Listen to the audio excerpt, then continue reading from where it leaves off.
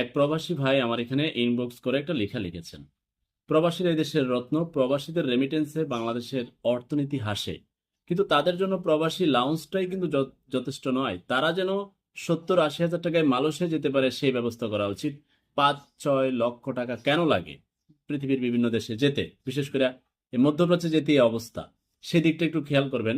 আর তিনি আমাকে লিখেছেন যে তিনি প্রবাসে থাকেন, তার স্ত্রীর সাথে কোনো কারণে যে বিবাহের বন্ধনের সমস্যার ত্রুটি দেখা দিয়েছে নানাবিধ জটিলতায়।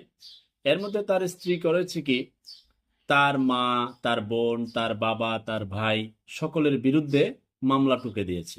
সে প্রবাসে এসে যেহেতু তাকে উল্লেখ করে নাই। এই যে নারীকুল, নারীদের প্রতি সম্মান রেখে বলছি, কেউ রাগ করবেন না। তিনি বলছেন নারী ছাড়া বাড়ি পূর্ণ হয় না, কিন্তু নারীর কারণে অনেক বাড়ির শান্তিও আবার নষ্ট হয়। যেমন আমার বাড়ির শান্তি নষ্ট হয়েছে। তো আমার স্ত্রী সামান্য